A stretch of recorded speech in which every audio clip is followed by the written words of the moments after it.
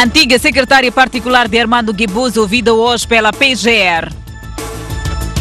Zuculo acusado de crime de pagamento de remunerações indevidas em cerca de 2 milhões de meticais. Governo falha meta de cobrança de receitas em 2018.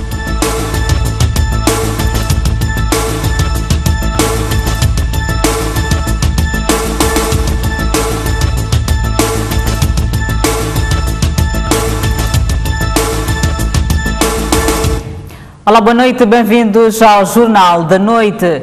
Inês Moiano foi ouvida hoje pela primeira vez na Procuradoria-Geral da República. O Ministério Público disse ao seu advogado que não conseguiu localizar a arguida antes da sua detenção. Alexandre Chival nega e diz que Inês Moiano sempre esteve no país.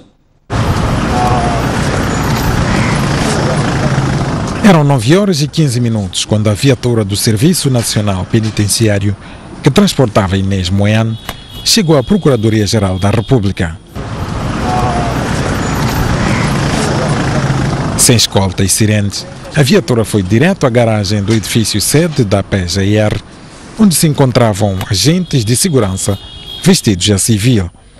Depois da confirmação da sua identidade, a arguida desceu da viatura com uma garrafa de água e minutos depois foi levada pelos seguranças à sala onde decorreu a audição. O advogado Alexandre Chival chegou à PGR 10 minutos depois para acompanhar a primeira audição da sua constituinte, conduzida pelo Ministério Público. 4 horas depois, Chival saiu da PGR, sinalizando o fim da audição. Em declarações à imprensa, um advogado contou que o Ministério Público alegou dificuldade em localizar Inês Moiano para uma audição antes da sua detenção. Uma justificação que, aos seus olhos, não constitui verdade. Está tranquila, como deve calcular, tem que estar tranquila, tem que confiar no trabalho que está a ser feito. É a primeira vez que é ouvida na Procuradoria. Portanto, as pessoas que a detiveram disseram que só a detiveram, havia ordem de detenção, porque não a conseguiam encontrar, o que é uma pura mentira, na medida em que ela sempre esteve aqui, até porque um dia antes ela foi chamada e estava num funeral, respondeu a chamada, e a justificação que deram para isso é que o facto de não a estar a encontrar, o que não pode corresponder à verdade. Isto está em sede de recurso que nós já interpusemos e vamos discutir isso lá. Depois da audição, foram precisos 45 minutos para que a viatura de transporte de reclusos chegasse à Procuradoria-Geral da República para levar Inês Moiano até a cadeia civil de Maputo. Já na garagem, os agentes de segurança orientaram o motorista a posicionar a viatura perto do elevador, tudo para impedir que a imprensa captasse imagens da arguida a entrar no carro. Consumado o plano, a viatura saiu da PGR 15 minutos depois. O jurista Custódio Duma diz que, independentemente do seu desfecho, o processo das dívidas ocultas não será suficiente para recuperar a credibilidade da justiça moçambicana. Por sua vez, o economista Thomas Seleman defende que já existem elementos suficientes para o Estado não pagar as dívidas ocultas. As detenções no âmbito do processo que investiga as dívidas ocultas foram tema de debate esta terça-feira no programa Linha Aberta da STV. Custódio Duma, jurista e antigo presidente da Comissão Nacional dos Direitos Humanos, foi um dos convidados do programa e considerou que o descrédito da justiça é tal que nenhum desfecho do processo sobre as dívidas ocultas poderá recuperar a imagem. Essa confiança não vai ser ganha por um único caso. Essa confiança vai ser ganha ao longo do tempo, à medida que o próprio judiciário vai responder não só aos casos ligados às elites políticas ou econômicas do país, mas também ao responder bem à situação do cidadão, porque o cidadão no dia a dia vai lutando pela justiça sem ter respostas. Então precisamos caminhar dos dois lados, responder às questões do cidadão que até são muito altas. Thomas Seleman, economista, considera que já é a altura do governo fazer diligências junto aos credores internacionais para que não seja o Estado a pagar as dívidas, mas sim as pessoas que terão se beneficiado do dinheiro. Agora, depois destas detenções, com o libelo acusatório dos americanos, acho que o governo tem toda a papinha feita para dizer aos credores que, afinal, Moçambique não deve nada a eles, ou a um grupo de indivíduos que enganou os bancos enganaram os investidores, e o assunto tem que ser tratado com esses indivíduos. Eles têm que responder pelas suas ações. Os painelistas entendem ainda que já existem provas suficientes para que a Assembleia da República recue da sua decisão de incorporar as dívidas ocultas na conta geral do Estado. A coligação da sociedade civil moçambicana exige que o secretário econômico do Tesouro do Reino Unido investigue os bancos britânicos que consideram os empréstimos da Imatum, MAM e Proíndicos. A petição é submetida esta semana. Liderada pelo Fórum de Monitoria do Orçamento, a coligação da sociedade civil moçambicana contra as dívidas ocultas quer que John Green ordena o Gabinete de Fraude Grave e a Autoridade de Conduta Financeira do Reino Unido a abrir investigações e consequentes processos criminais para a responsabilização dos funcionários e dos bancos envolvidos no maior escândalo da dívida moçambicana. É que, de acordo com a legislação britânica, conceder subornos ou comissões a funcionários públicos em outros países é crime. Ora, as acusações apresentadas pela Justiça americana contra o ex-ministro da Economia e Finanças, Manuel Shank, gestores sêniores do Credit Suisse e do libanês Jan Bustang da Private Invest, fornecem evidências suficientemente sólidas da conduta criminosa e corrupta por detrás das transações para financiar as empresas Imatum, Proíndico e MAM. Estas evidências, segundo o FMO, vêm confirmar o que já havia sido apurado e publicado pela Comissão Parlamentar do Inquérito e pelo relator da auditoria da Kroll, encomendado pelo Executivo de Maputo, sob pressão dos doadores e organizações da sociedade civil. Assim, a coligação encabeçada pelo FMO espera que um processo contra os bancos seja aberto um novo capítulo para o cancelamento da dívida, livrando os cidadãos moçambicanos de pagarem dívidas que não beneficiaram o país. Embora o processo de responsabilização esteja em curso, desencadeado pelas autoridades americanas, é fundamental que os bancos sejam igualmente chamados a responder perante a justiça e retirar da responsabilidade do cidadão moçambicano relativamente ao pagamento desta dívida. Consideram as organizações filiadas ao FMO. A petição ao secretário econômico do Tesouro do Reino Unido será submetida esta semana. O Tribunal Judicial cá em Xamanculo, na cidade de Maputo, marcou para 6 de março o julgamento do antigo ministro dos Transportes e Comunicações, Paulo Zucula. Zucula é acusado de crime de pagamento de remunerações indevidas em cerca de 2 milhões de meticais.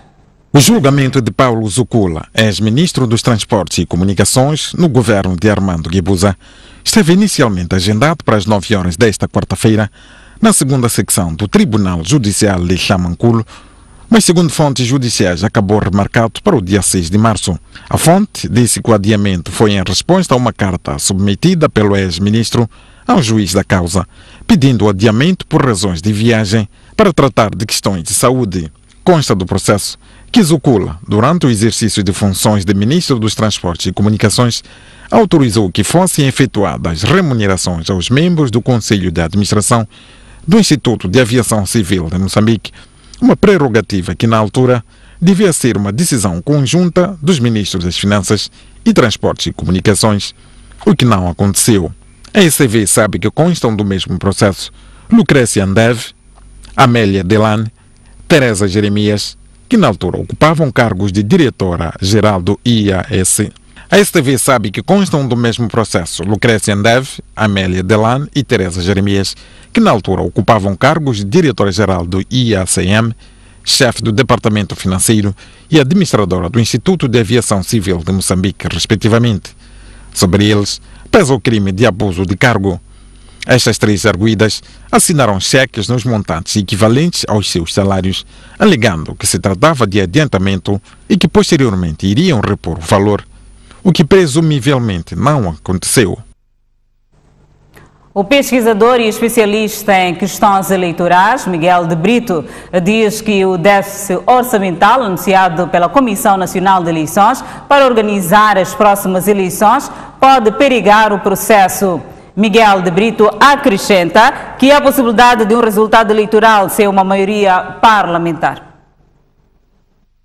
Penso que do ponto de vista técnico, A única coisa que pode perigar um pouco este processo eleitoral é isto que a Comissão Nacional de Eleições veio agora há pouco tempo a terreiro informar, é o déficit orçamental para organizar as eleições. Eu penso que isto aqui é um problema. Nós já tivemos déficits orçamentais de 25%, 30%, neste momento estamos a ser informados que temos um déficit orçamental eleitoral de 60%. É grave. Não sei onde é que vai buscar o dinheiro. Pelo pouco conhecimento que eu tenho, os doadores não vão necessariamente conseguir cobrir, mesmo que façam alguma contribuição, não vão necessariamente conseguir cobrir os largas dezenas de milhões de dólares ou euros ou bilhões de meticais que este déficit tem. Portanto, para mim esse é o problema. Agora, em termos políticos, estas são eleições extremamente complicadas, porque eu penso que, e aqui estou no campo da especulação, mas é uma especulação ligeiramente informada, digamos assim, que é seriamente a primeira eleição onde eu penso que há o risco de, por exemplo, termos um Parlamento sem uma maioria parlamentar definida.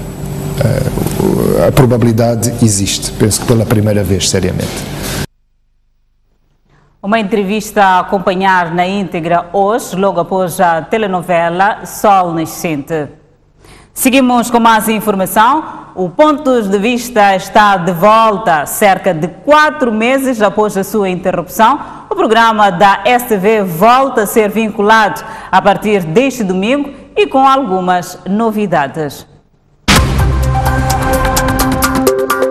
Desde outubro do ano passado, que o programa de análise da atualidade, Pontos de Vista, não era transmitido nos canais do Grupo Soico. Muito boa noite, sejam bem-vindos ao... Este domingo está de volta e com um novo perfil dos comentadores. Voltamos a introduzir da componente dos partidos políticos, em que vamos ter os representantes de 3 partidos políticos que estão no Parlamento, portanto a Frelimo, o Arnam e o MDM, portanto vamos ter uma composição do ponto de vista ideológico congregando estas 3 formações políticas. Jeremias Lango explica as razões da alteração do modelo do programa. Tem a ver com os contextos. Estamos num ano eleitoral. Faz mais sentido que se vai discutir muito questões ligadas à política, que os intervenientes políticos estejam ali representados a discutir estas questões. Foi um pouco esta leitura que fazemos, também condicionados pelo que aconteceu aos nossos 2 comentadores nos últimos 2 anos. Portanto, é um pouco isto que fazemos. Essas idiosincrasias é que, na verdade, enriquecem o programa a cada ano com uma matriz diferente da anterior, mas achamos que vai ser uma excelente experiência, até porque portanto, o programa vai seguir este modelo, mas no nível da grelha vamos ter espaços em que os comentadores independentes vão continuar a fazer então o seu comentário político no dia a dia. Este programa existe já há cerca de 12 anos, sendo que já adotou vários modelos, como o de ter painelistas de partidos políticos, jornalistas e académicos. O governo voltou a falhar para o ano 2018 a coleta de impostos. O volume de cobranças de receitas do Estado esteve abaixo do esperado em 2018, refletindo negativamente na mobilização de fundos para as despesas públicas do ano em referência. O relatório de execução orçamental de janeiro a dezembro revela um incumprimento em cerca de 4,9% da coleta de receitas, ou seja, foram cobrados perto de 211,9 bilhões de meticais, correspondentes a 95,1% da previsão anual. Porém, apesar desse incumprimento na cobrança de receitas, esta rubrica mantém o estatuto de principal fonte de recursos financeiros para o Estado, que se vê privado de fundos externos de apoio direto ao Orçamento do Estado desde abril de 2016. O peso das receitas internas é equivalente a 75,1% do total dos recursos mobilizados pelo Estado no ano passado, tendo os créditos externos, internos, donativos externos e as receitas das mais-valias contribuído com correspondente a 10,5%, 6,8%, 5,1% e 2,5%, respectivamente. No global, as despesas totais do Estado entre janeiro e dezembro de 2018 fixaram-se em cerca de 282 bilhões de meticais, correspondente a 91,8% do orçamento anual, segundo o Ministério da Economia e Finanças. Para a cobertura do déficit, o Estado teve que recorrer das receitas das mais-valias cobradas em 2017 e ainda ao financiamento interno e externo. Uma empresa chinesa ocupou por vias não claras uma pedreira concedida pela Direção Provincial de Recursos Minerais e Energia a um nacional na zona de Milute, no distrito de Mogovolas. Depois da madeira, os cidadãos chineses decidiram olhar para outros recursos. Em Nampula, a opção parece ser a exploração de pedras. O nacional Faustino Kating vê-se lesado porque a área que lhe foi concedida em abril de 2018 passou alegadamente a ser ocupada pela empresa Chico. Surpreendido e indignado com o caso, tentou, mas sem sucesso, obter esclarecimentos junto da Direção Provincial de Recursos Minerais e Energia, a qual teria recebido também um ofício da capital do país que orienta o moçambicano a abandonar o espaço. Temos uma área de 137,15 hectares concedida ao Sr. Faustino Carlos Kating. Tivemos informações de terceiros. Há uma licença já em poder da Administração Nacional das Estradas, da ANE. O estranhamento é que da área concedida pela Direção Provincial de Energia e Recursos Minerais é a mesma que foi concedida ao Sr. Faustino Carlos Kating. Sendo o primeiro, o Sr. Faustino Carlos Kating, devia aqui prevalecer o princípio de prioridade. Foi o Sr. Faustino Carlos Kating o primeiro a requerer esta área e lhe foi concedido. Mesmo em litígio e com processo na justiça, a empresa chinesa continua com a exploração intrusiva nesta pedreira aqui na zona de Meluli, no distrito de Mogovolas. A Direção Provincial de Recursos Minerais e Energia faz outra interpretação. Era um processo de pedido de licença que estava em marcha e, portanto, ao longo do processo foi-se descobrir que havia um objeto de interesse do Estado, que é a estrada Nampula-Nametili, que não devia ser, portanto, objeto de impedimento em face da ausência de recursos para que este projeto pudesse dar andamento. Se fosse o caso de haver licença, haveria outros procedimentos, mas esses procedimentos haviam de conduzir na mesma a exploração para o interesse do Estado deste recurso. Entretanto, a empresa chinesa Chico já procedeu igualmente com o pagamento das benfeitorias à volta da referida pedreira. Passou ontem um ano após o desabamento da lixeira de Ulen, que matou 16 pessoas. O município decidiu evacuar as pessoas circunvizinhas, que, no entanto, continuam por reassentar. E a lixeira continua em funcionamento. Foi pelas piores razões que o dia 19 de fevereiro entrou para a história de Moçambique. Por volta das 3 horas de madrugada, uma montanha de lixo, segundo testemunhas, comparada a um prédio de 3 andares, deslizou, indo direto às casas circunvizinhas, maioritariamente habitadas pelos catadores de lixo. 16 pessoas morreram. Um ano depois, muita coisa mudou nas redondezas da lixeira. As casas afetadas foram retiradas, criou-se um vão e algumas valas para a drenagem das águas, que, no entanto, trouxeram novos problemas para os que ainda são vizinhos da lixeira. Essa mata aqui nos mata também. Está cheio de cobra, mosquitos, água que estão aqui, que eles fizeram drenagem. Não é drenagem de nada, porque a água que está ali dentro da lixeira. Houve mudanças nas redondezas, mas na sua essência a lixeira do Ulene continua a mesma. Bastante ativa, bastante concorrida e também bastante perigosa. As condições melhoraram aqui neste bairro depois do trabalho feito pelo município? Melhoraram em que sentido? Não tem nenhuma melhoria, porque tudo continua na mesma, a lixeira continua. É só no caso ver ali na Júlio Engenheiro em frente mesmo à lixeira. Aquilo está um caos. Não fechou nada, só vieram vedar com aqueles redes que estão a vir. E aqueles redes também não vai segurar o lixo quando cai de novo. Há de fazer uma tragédia de novo. Afinal, apesar de ser incômoda para muitos, o prometido encerramento da lixeira não é do agrado de todos. A maior parte das pessoas daqui vivem na base disto. Isto agora deixou de ser uma lixeira, mas sim uma indústria. Essa é a verdade. As famílias retiradas continuam em casas arrendadas, pagas pelos 10 mil meticais disponibilizados pelo município.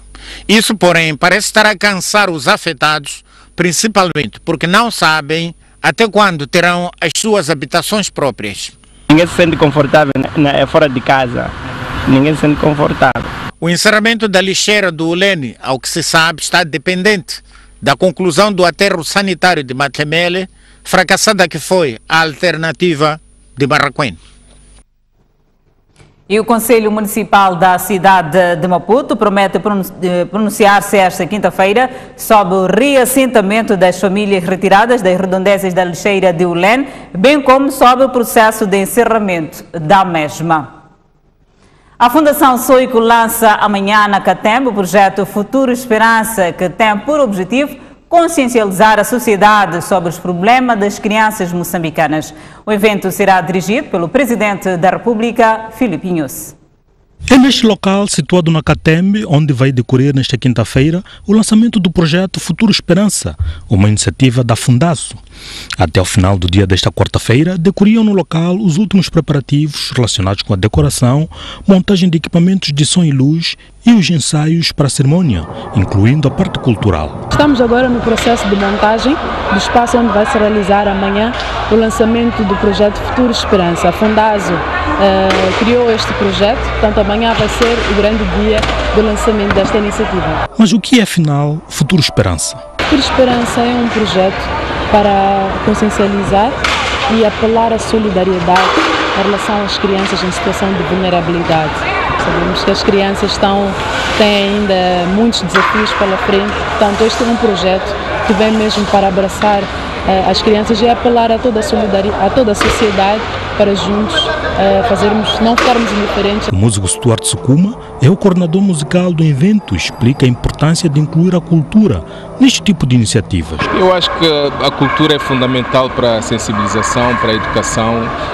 Eu penso que é uma combinação muito forte a que nós estamos a tentar criar aqui neste evento. Estamos a preparar o hino do Futuro Esperança, então eu penso que vai ser uma grande ajuda para uma mensagem, que seja uma mensagem de reconciliação, uma mensagem para juntar as pessoas e acima de tudo, chamar essas pessoas à consciencialização.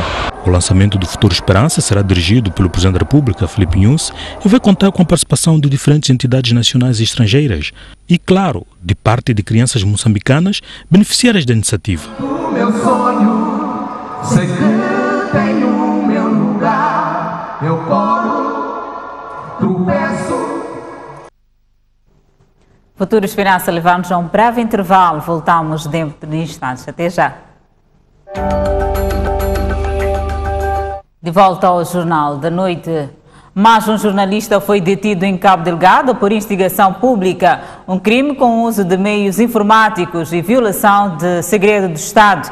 Trata-se de Germano Adriano, da Rádio Comunitária Nascens, em Macomia.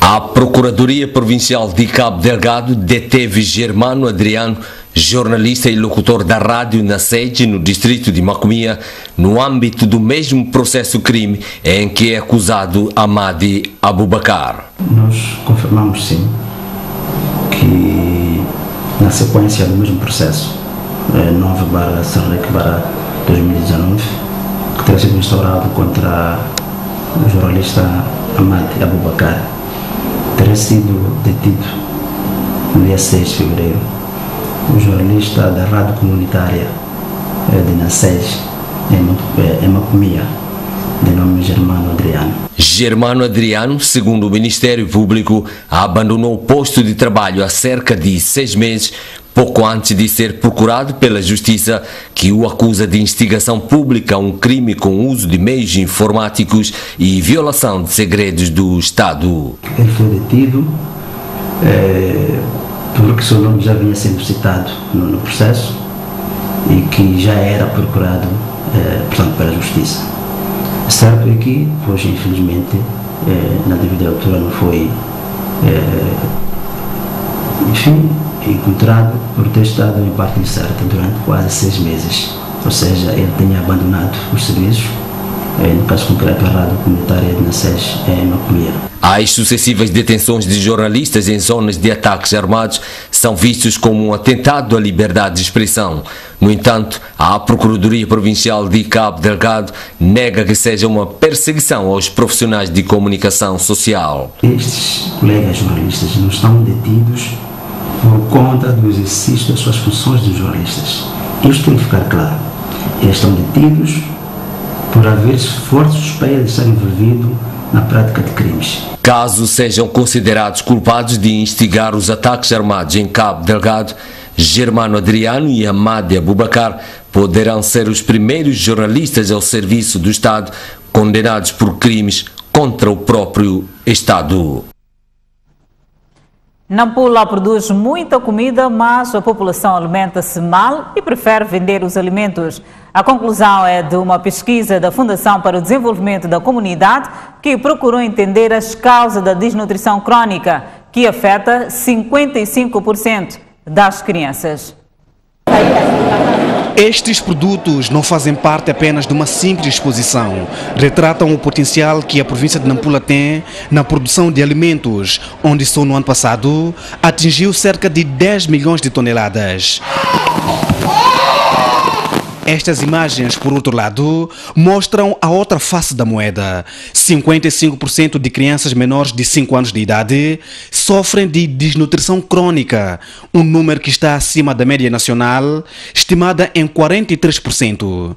A Fundação para o Desenvolvimento da Comunidade, FDC, juntou parceiros nacionais e internacionais para estudar o comportamento que explica essa contradição e concluiu que uma das causas é o fato de as pessoas produzirem mais para vender, ignorando a sua dieta alimentar.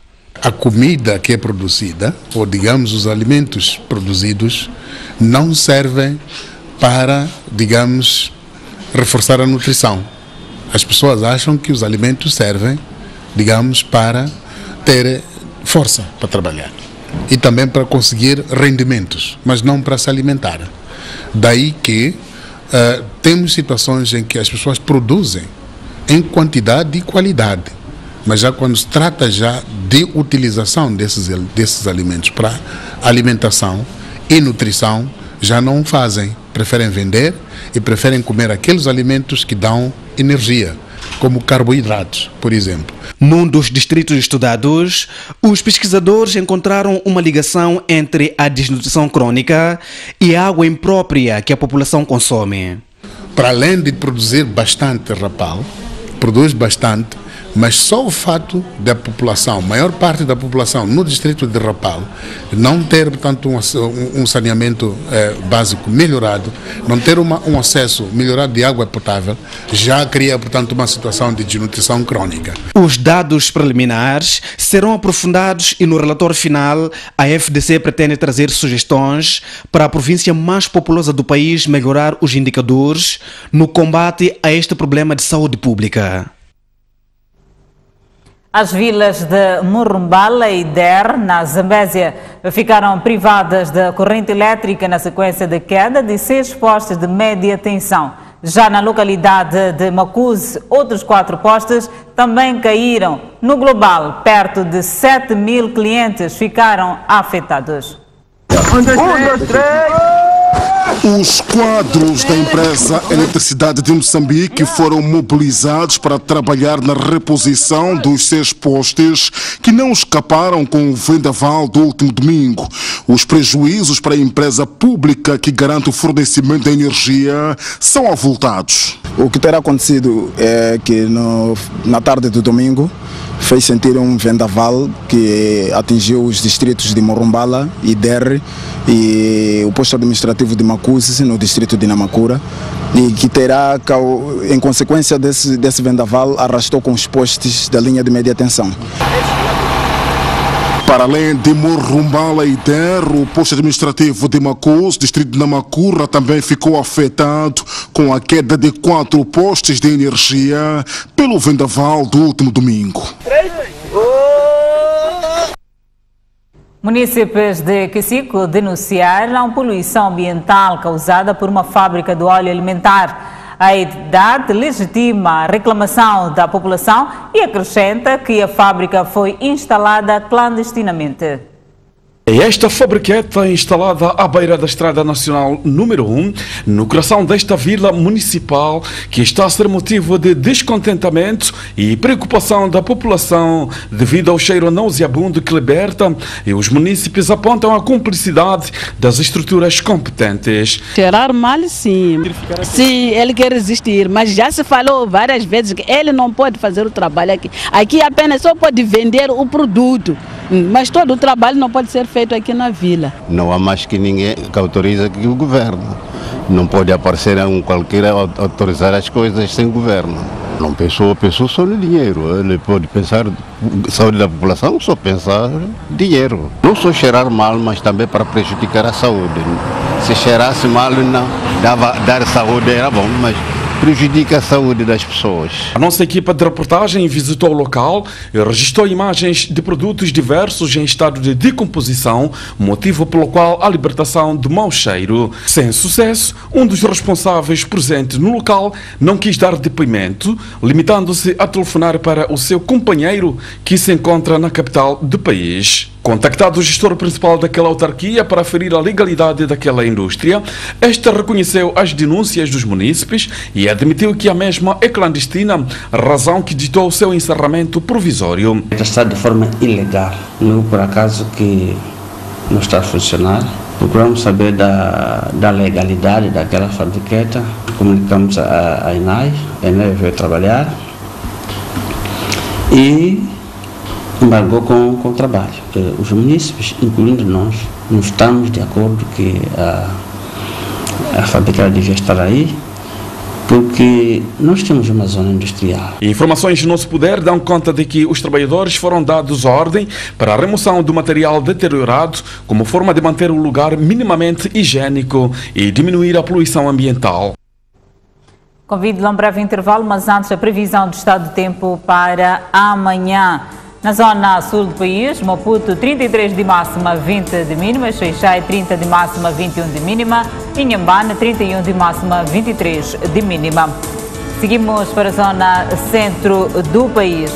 Beira 30 de máxima, 24 de mínima, Chimoio 28 de máxima, 17 de mínima, Quilimane 31 de máxima, 24 de mínima, Tete 31 de máxima, 23 de mínima. Por fim, a zona norte do país, Nampula 30 de máxima, 22 de mínima, Pemba 32 de máxima, 24 de mínima, Lixinga 24 de máxima, 16 de mínima. De volta ao último bloco do Jornal da Noite.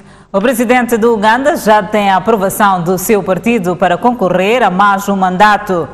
Yoweri Museveni está no poder desde 1986. O presidente ugandês Yoweri Museveni poderá manter-se por mais 7 anos na presidência. O Comitê Executivo do Partido no Poder, Movimento de Resistência Nacional, apoiou a candidatura de Museveni para concorrer a mais um mandato. Caso seja reeleito nas eleições de 2021, Museveni poderá completar 40 anos no poder, tornando-se um dos líderes africanos com mais tempo no poder. O estadista ugandês de 76 anos de idade assumiu o poder em 1986, após 5 anos de guerra civil. Em 2018, o partido de Museveni conduziu uma campanha que alterou a Constituição, que proibia que um chefe de Estado permanecesse no poder com mais de 75 anos de idade. E o autoproclamado presidente da Venezuela, Juan Guaidó, aprovou um acordo para a entrada de ajuda humanitária no país. Por sua vez, Nicolás Maduro desafia Guaidó a convocar eleições presidenciais. Ainda se mantém o braço de ferro entre o presidente venezuelano Nicolás Maduro e o autoproclamado presidente Juan Guaidó. Apoiado pela maioria parlamentar composta pela oposição, Guaidó aprovou um acordo para permitir a entrada da ajuda humanitária que se encontra retida em países vizinhos. Desta vez, o Brasil também ofereceu-se a ser o corredor para a passagem da ajuda humanitária até o encontro de milhões de venezuelanos em risco de morrer à fome segundo Guaidó. Entretanto, o regime de Maduro continua a negar que o povo venezuelano precise de ajuda humanitária, tendo recentemente fechado fronteiras marítima e aérea com Caraçao, Aruba e Bonaire. Guaidó espera que no dia 23 de fevereiro as forças de segurança venezuelanas não impeçam a entrada de ajuda humanitária a ser transportada pelos cidadãos venezuelanos. Milhares de pessoas protestaram ontem em Paris contra o crescimento do ódio pelos judeus em França. Os protestos ocorreram após a profanação de sepulturas judaicas com símbolos nazistas. Tudo indica que o holocausto ocorrido na Alemanha de Hitler, tendo envolvido a morte de pelo menos 6 milhões de judeus, não serviu de exemplo sobre o perigo de ódio para alguns franceses. Num cemitério onde estão sepultados centenas de judeus, quase 100 campas foram profanadas com mensagens de ódio pelos judeus e com suásticas nazistas. Um grupo de indivíduos malheureusement. Infelizmente, um grupo de pessoas que carregam consigo ódio fez o que os outros antes deles fizeram durante muitos anos.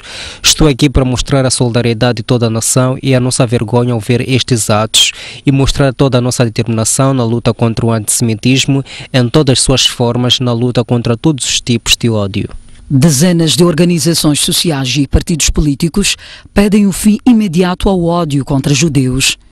Só em 2018 foram registradas mais de 500 agressões antissemitas em toda a França, um aumento de 74% em relação ao ano anterior. Seguimos com a página desportiva. O antigo treinador do Benfica, Pedro Nunes, poderá orientar a Seleção Nacional do Hóquei no Campeonato Africano da modalidade, prova a realizar-se em março em Angola. É responsável pela melhor classificação de sempre de uma seleção nacional de hóquei em patins no Mundial do Grupo A, o quarto lugar alcançado em 2011 em São Juan, na Argentina. Para além de ter levado Moçambique a este brilharete, Nunes conduziu em 2015 na França a seleção nacional ao 7º lugar no Mundial. Nunes, que nos últimos 5 anos orientou o Benfica, manifestou interesse em regressar à seleção nacional de hóquei em patins após contratado pela Federação para o efeito. Caso se confirme a sua contratação, Pedro Nunes juntar-se à Seleção Nacional de Hóquei em Patins a 6 de março em Luanda, Angola, a palco da prova que apura o único representante africano ao Mundial. Enquanto isso, a Moçambique prossegue a preparação ao nível interno sob orientação de Pedro Tifano, selecionador adjunto, e Pedro Pimentel, diretor técnico. Nesta competição, a Seleção Nacional de Hóquei em Patins vai certamente discutir o acesso ao Mundial com Angola, Egito e África do Sul. Este último que ainda não confirmou a sua presença no torneio qualificativo. Os atletas que evoluem na Europa somente irão juntar-se ao grupo de trabalho em Luanda. A Seleção Nacional de Boxe arrancou esta quarta-feira com a preparação com vista à participação no Regional da Zona 4, agendado para abril próximo no Botsuana. Em 2018, Moçambique sagrou-se pela primeira vez na sua história campeão regional de boxe ao conquistar 14 medalhas, a 6 das quais de ouro. Um ano depois, o país quer repetir o feito e já prepara o evento agendado para 23 a 27 de abril no Botsuana. Aparentemente falta muito tempo, mas como sabem nós terminamos o campeonato nacional em janeiro e logo depois do campeonato nacional os atletas entraram em defeso e nós não podíamos deixar que o defeso seja muito longo. A Federação Moçambicana de Boxe prevê levar 15 pugilistas, 5 em femininos e 10 em masculinos. Os trabalhos arrancaram esta quarta-feira na cidade de Maputo com apenas atletas sediados na capital moçambicana. É importante que a gente tenha a seleção treinar a tempo para assegurar que eles estejam bem rodados até lá, senão poderíamos aventurar em participar em alguns torneios internacionais que vão ser realizados para rodar os atletas. A África do Sul e Angola sempre foram adversários de peso. Do lado moçambicano, há a convicção de que terá que haver muito trabalho para se conseguir revalidar o título regional. Está-se a fazer um trabalho intenso em coordenação com as academias e os clubes e com todos os outros treinadores para ver se podemos ter os atletas masculinos melhor preparados. A Moçambique é a atual campeão regional de boxe. E na página cultural, o Centro Cultural Brasil-Moçambique apresentou esta terça-feira o projeto Conversas para Enganar o Tempo, que teve como primeiro convidado o compositor e intérprete Roberto Chitzonzo. O Centro Cultural Brasil-Moçambique esteve repleto de pessoas, na sua maioria de jovens que se mostraram verdadeiros admiradores de Roberto Chitzonzo, vocalista da banda Gruane, figura que inaugurou o projeto Conversa para Enganar o Tempo.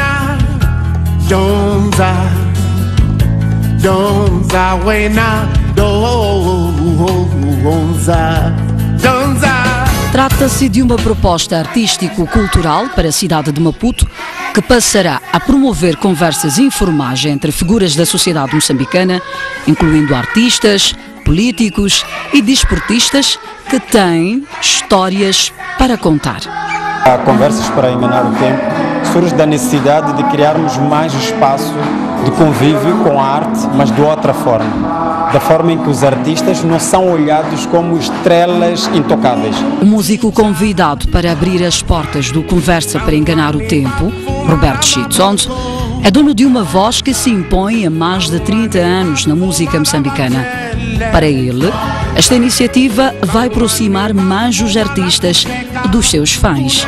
Eu gosto muito porque é através dessa literatura que nós temos melhor possibilidade de melhorar as nossas letras, de melhorar as nossas histórias e, por que não, fazer uma rima melhor do que ontem. Este projeto é uma nova forma de viver a arte, num ambiente descontraído que nos remete às conversas à volta da lareira do nosso Caringana ou a Caringana, sem idade e sem fronteiras, e quase sem assunto, só para não deixar que o tempo nos engane. Conversa para Enganar o Tempo irá acontecer todas as terças-feiras, às 18 horas, no Centro Cultural Brasil-Moçambique.